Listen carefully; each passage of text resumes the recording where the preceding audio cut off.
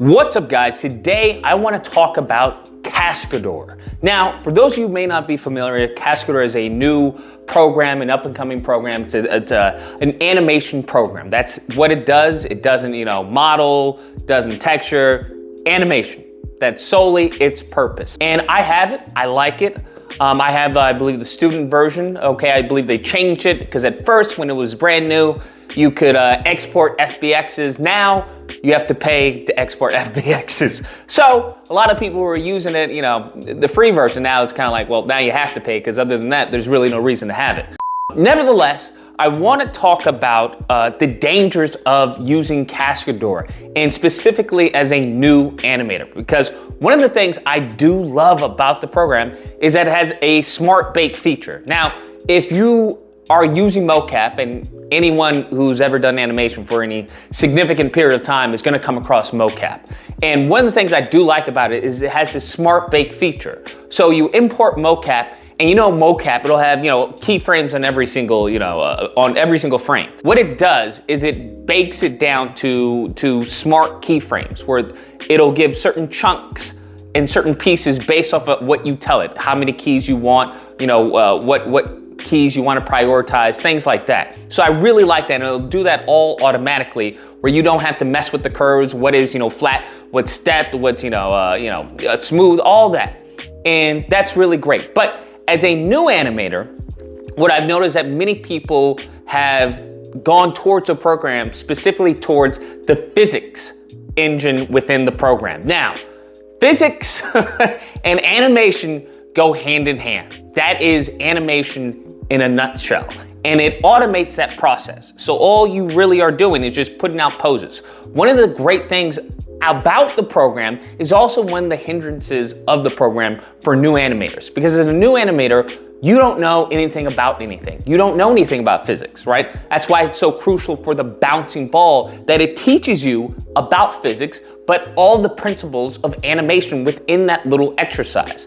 Now, imagine doing the bouncing ball, and all you have to do is click one frame, the bottom frame, and that's it. And the computer does the rest. You don't have to worry about smoothing in, you don't have to worry about easing in, you don't have to worry about timing space, you don't have to worry about all of that.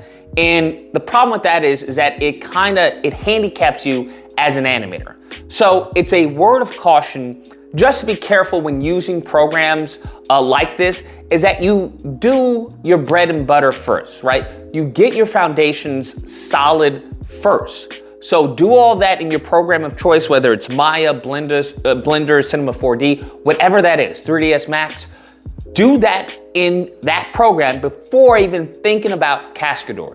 Also, the features of Cascadeur, along with the physics, is that, let's say, when you're learning center of gravity, right? When you're learning how to pose, you have to understand where the weight is, right? If that's how you can tell whether a character's off balance or whatnot, and that leads into physics. One thing that's a cool feature in Cascadeur, that it automatically does that.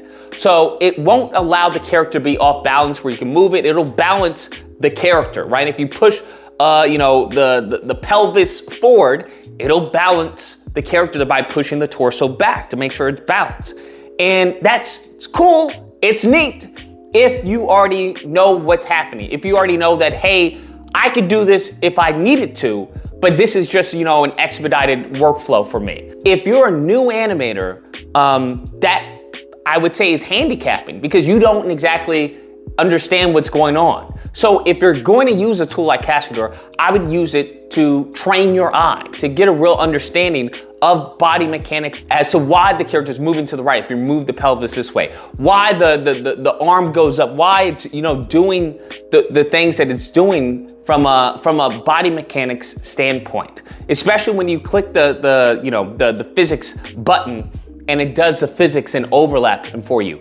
Understanding how to get that done, but in Maya, but in your application that you use. I use Maya. Maya is the industry standard. So it's just a word of caution, because I know, as an animator, it's always fun to get the newest rig, to get the newest plugin, to see the newest program that's up and coming. I personally believe that feature will eventually be ubiquitous in every program, because it's absolutely, it expedites animation very, very much so, because you're spending less time on the posing and more time on the animation. Even with the animation, there's certain things that as an animator, it can be fun to do. Don't get me wrong. It's fun to do the overlap and drag and to exaggerate things and really transform an animation how you want it. But it's also time consuming.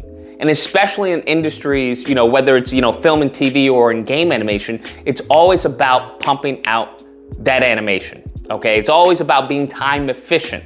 So if you can simulate all of that and not have to worry about the overlap, the drag, and the settle of a character, and just really focus on that solid posing of whatever it is that's moving, then that's gonna expedite, you know, the process, your workflow.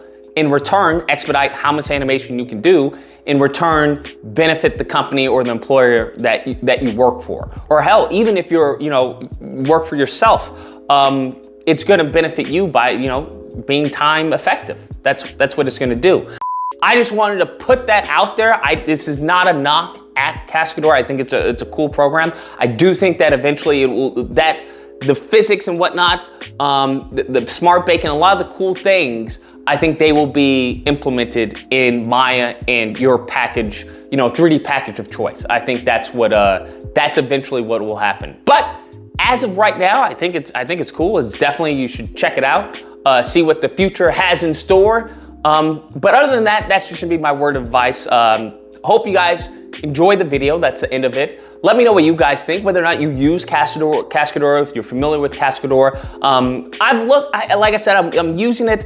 There's not that many tutorials, and since this program has been around for some time, a lot of the newer tutorials aren't going over the previous workflows, right? Because there's certain things where it's like, okay, how do you do that? And it's like, well, you have to go to like one of the beginning tutorials of understanding where everything is and how to, you know, animate and pivot and all of that. So let me know if you use it in your workflow. Do you find it fun? Is it helping you? Is it expediting the animation process?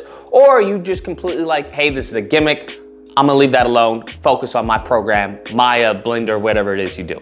Anyways, hope you guys enjoyed the video. If you did, please feel free to like, share, comment, and subscribe. And until next time, guys, keep animating.